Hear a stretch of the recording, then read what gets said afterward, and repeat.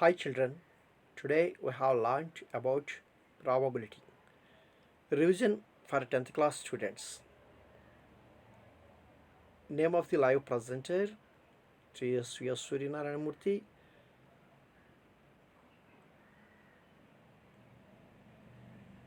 Now important points, important concepts in probability. Probability means an estimation. The definition of probability was given by Pierre Simon Laplace in 1795. Look at he is the Pierre Simon Laplace, France mathematician, and his date of birth is 23rd March 1749 and his date of death is 5th March 1827. So he is the mathematician who gave the definition about probability. Now definitions, what is the event? Important concepts in the probability are, first one is event. What is an event? Event is an outcome satisfying the given condition, that is called an event. Sample space. What is the sample space? Set of all outcomes is called sample space. There are so many outcomes for an event. So all the outcomes are called sample space. Equally likely events. Two or more events are said to be an equally likely. Of each one of them has an equal chance of occurrence. Suppose we toss a coin. The coin has two faces. One is head and the second one is tail. If we toss a coin, there are equal chances for getting head or tail. That is called an equally likely events. And then mutually exclusive events. Two or more events are mutually exclusive if the occurrence of each event prevents the every other event. So one is, suppose if we toss a coin, head occurs, then it prevents tail, and tail occurs, it prevents head. So that is, these two are called mutually exclusive events. Now complementary events. Let E be an event, then the set of F of all outcomes which are against to E is called complementary events. So in the events, E and F are both are complementary. And exhaustive events. All events are exhaustive events if their union is the sample space. The total events union is sample space, then these events are called exhaustive events. Sure event or certain event. There are two names for sure event. Sure event or certain event. The sample space of random experiment is called sure or certain event, as any one of element will surely occur in any trial of the experiment. That is called sure event. So there should be sure for the probability. And definition, impossible event. An event which will not occur on any account is called an impossible event. Never occur. Suppose we throw a dice, it has six faces. What is the probability for getting seven on its face? It is not possible. That is called impossible event. And you have to remember these following points. The probability of an event E is a number. It is a number P of E such that 0 less than or equal to P of E less than or equal to 1. So the probability is lying and in between 0 and 1. An event having only one outcome is called elementary event. Suppose we toss a coin, then one head or one tail. There may be one occurrence. So that is called elementary event. The sum of the probabilities of all elementary events of an experiment is 1. So if you add all the probabilities of elementary events, we get 1. And also the probability of a sure event is always 1, because what is the probability for getting a number less than 6 when we throw a dice? Less than 6 means there are all possibilities. It may be 1, it may be 2, or it may be 3 or 4 or 5 or 6. So sure we get one number. So that is sure event. So there are 6 chances. 6 by total number of outcomes 6 by 6 is equal to 1. The probability of an impossible event is always 0. For any event E, P of E plus P of E bar means complementary event, is 1. So E and E bar are complementary events. So experimental or empirical probability. There are two types of probability are there. One is experimental probability and second one is theoretical probability. Experimental probability is also known as empirical probability. The probability estimated on the basis of result of an actual experiment is called experimental probability of an experiment. So empirical probability is equal to number of trials in which the event happened by total number of trials. So remember, this is the theoretical or classical probability. Classical or theoretical probability of an event E is written as P of E is defined as P of E is equal to number of outcomes favorable to E by number of all possible outcomes. So number of favorable outcomes of N of E and number of possible outcomes are total number of outcomes are N of S. So N of E by N of S. See, probability of an event is equal to N of E by N of S. Children, remember this principle. If we remember this principle, all the problems can do by using this principle only. The probability, the lesson has only one principle. That is, this is the principle. Now going to coin. Coin has two faces. Already we know head and tail. If we toss a coin, there may be occurrence head or tail.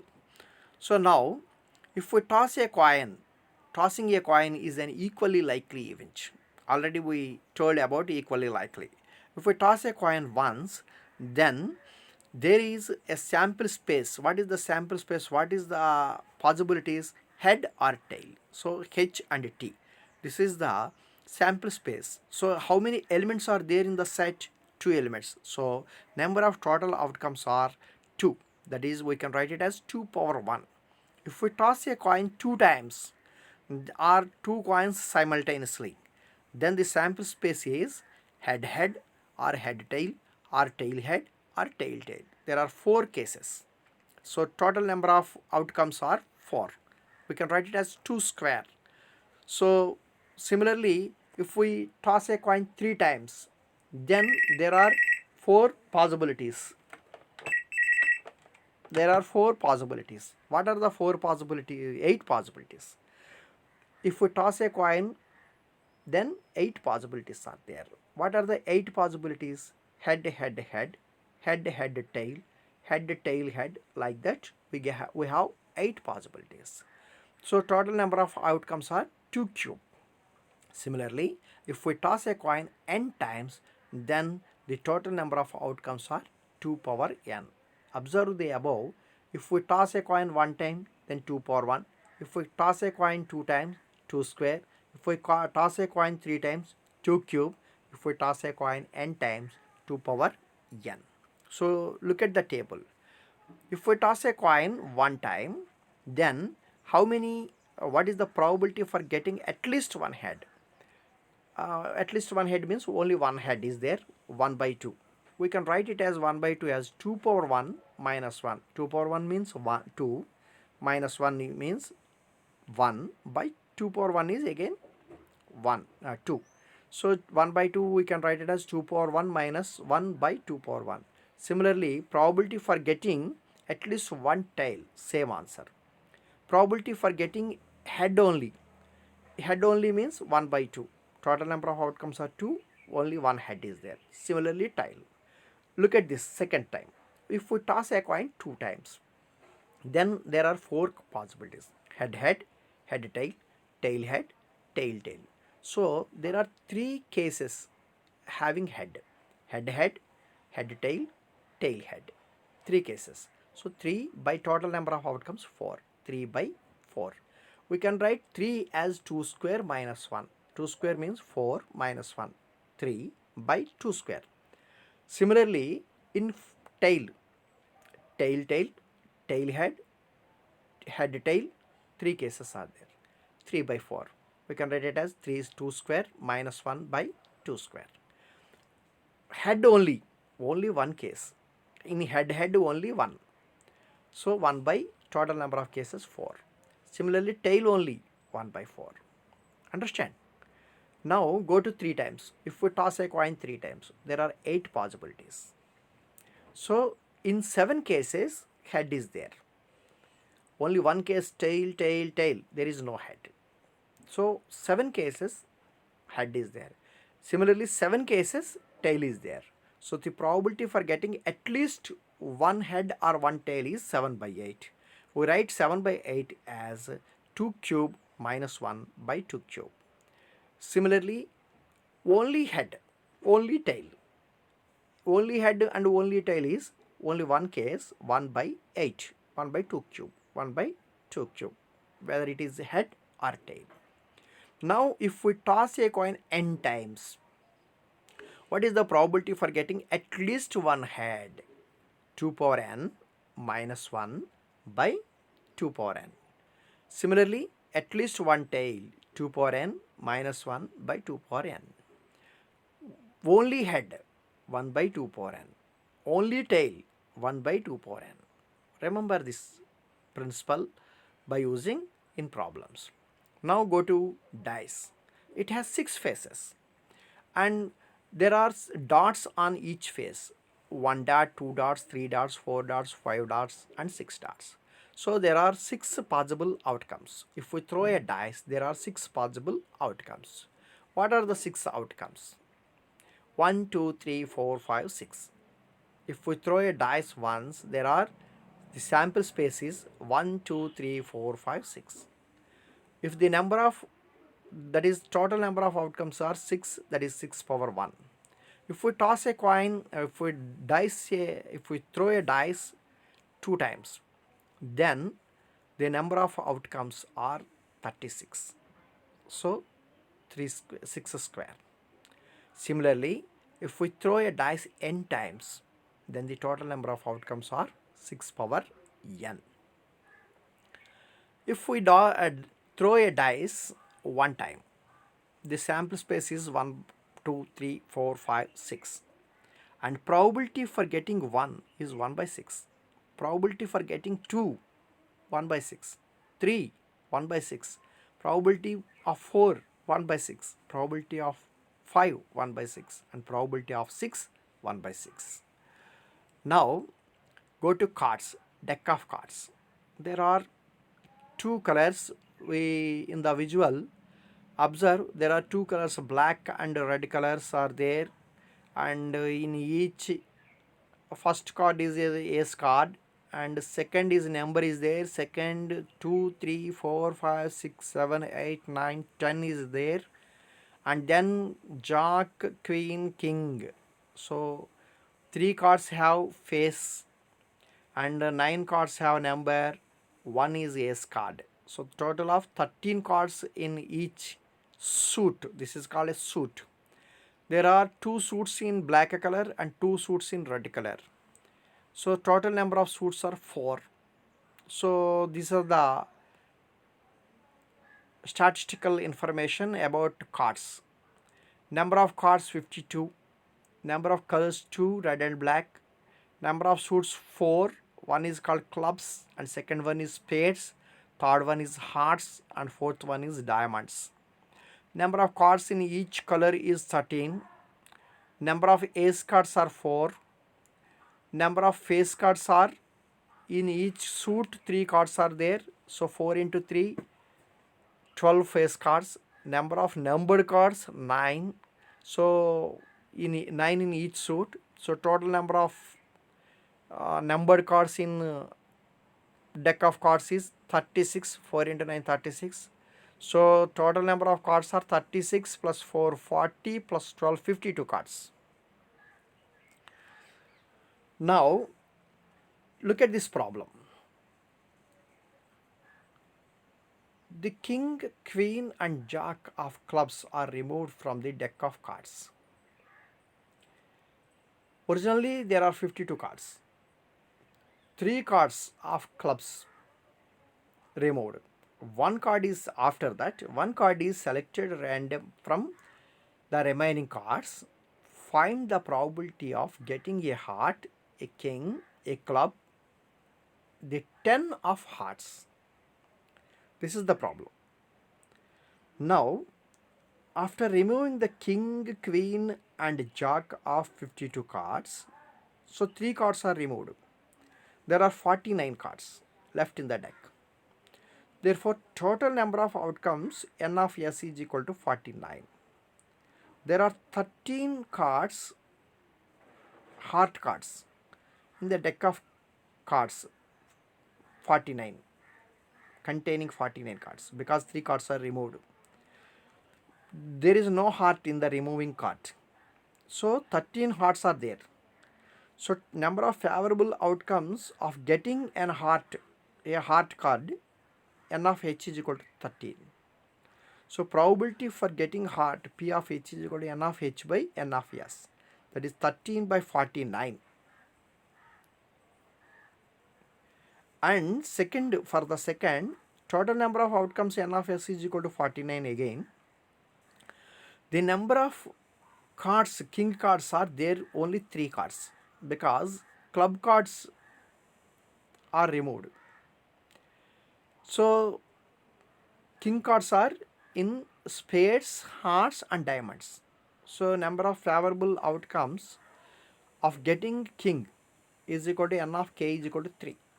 So probability of getting king, p of k, is equal to n of k by n of s. N of k is 3 and n of s is 49, so 3 by 49.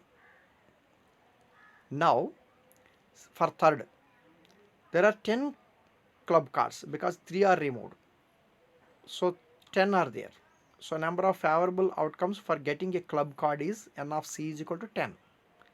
Probability of getting a club card is p of c is equal to n of c by n of s, that is 10 by 49. For the last one, 10 of heart, only one card is there. 10 is only one number is there in hearts. So n of t, let it be t. N of t is equal to 1 for favorable outcomes. So probability for getting 10 of heart is p of t is equal to n of t by n of s, that is 1 by 49. Go to second problem. If we throw a dice is thrown once. Find the probability of getting a prime number, a composite number, a number lying between 2 and 6, and an odd number. So if we throw a dice, then the sample space is 1, 2, 3, 4, 5, 6. Then the total number of outcomes n of s is equal to 6. Favorable outcomes for getting a prime number. What is the prime number? Among 6 numbers, only 2, 3 and 5 are prime numbers. So number of outcomes favorable to getting prime, favorable of getting prime is n of e1 is equal to 3. So probability for getting prime number is p of e1 is equal to n of e1 by n of s, that is 3 by 6. By simplification we get 1 by 2. Go to for second question, favorable outcomes for getting a composite number. Composite numbers are 4 and 6. Among 6 numbers, 1 is neither prime nor composite, 2 is a prime number, 3 is a prime number, 4 is composite number and 5 is a prime number and 6 is composite number. So only 2 numbers are there. N of E2 is equal to 2. Probability of getting composite number P of E2 is equal to N of E2 by N of S, 2 by 6, that is 1 by 3. And go to third question, favorable outcomes for getting a number lying between 2 and 6. In between 2 and 6, 3, 4, 5 or 3 numbers are there. So N of E3 is equal to 3. So probability for getting a number lying between 2 and 6, P of E3 is equal to N of E3 by N of S. So 3 by 6, that is equal to 1 by 2. Coming to fourth one, favorable outcomes for getting an odd number. Among these 6 numbers, 1, 3, 5 are odd numbers. So 3 numbers are there. N of E4 is equal to 3. So probability for getting an odd number is P of E4 is equal to N of E4 by N of S. So 3 by 6 is equal to 1 by 2. So that is the probability for getting an odd number. Now go to one more question. A bag contains 3 red and 2 blue marbles. A marble is drawn at random. What is the probability of drawing a blue marble? Total number of marbles are how many in the bag? Yes, 3 plus 2, 5 marbles are there. So therefore, total number of outcomes or n of s is equal to 5. Number of favorable outcomes of getting a blue marble is n of b is equal to 2. Probability of getting a blue marble is p of b is equal to n of b by n of s. That is equal to 2 by 5. And now go to objective type questions. What is the probability that a leap year has 53 Sundays? Generally, ordinary year have 365 days and 52 weeks, remaining one day. In the leap year, we have 366 days and 52 weeks. By removing 52 weeks, we have 2 days. These days are called odd days.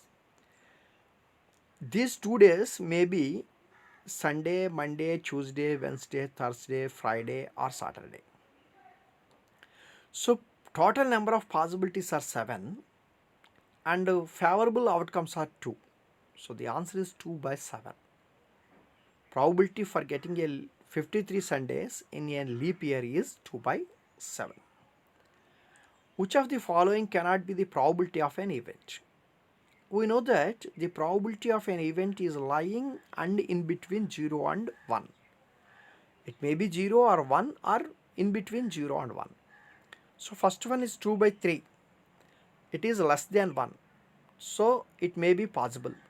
Next one is 15%. 15% means 15 by 100. So it is also proper fraction less than 1. Next one is 0.8. It is also less than 1. These three are possible for a probability of an event. Next one is 1.5. It is greater than 1. It is not possible. So the option D is correct. And next question is probability of an event lies and in between 0 and 1. Here two statements are there. Statement 1, probability of a certain event is 1. Statement 2, probability of an impossible event is 0 less than or equal to P of E less than or equal to 1. Now 4 options are given. Only statement 1 correct, only statement 2 correct, only both are correct, both are wrong. Here we observe first statement, probability of a certain event is 1. It is correct. And second statement, probability of an event is 0, correct. But here 0 less than or equal to P of E less than or equal to 1. So it is wrong. So only statement 1 correct. So option A correct. And next question is, if we toss a coin 3 times, then what is the probability of getting at least one head? At least one head means if we toss a coin 3 times, there are 8 possibilities. At least one head means 7 possibilities are there. So 7 by 8 or 2 power 3 minus 1 by 2 power 3. If we toss a coin 2020 times, then what is the probability of getting head only? If we toss a head only, there is only one possibility. But the outcomes are 2 power 2020. So the probability of getting head only when we toss a coin 2020 times is 1 by 2 power 2020. So children, remember these points and kept in you. Do this type of problems and some more examples. Write your exam in very well manner. All the best. Thank you.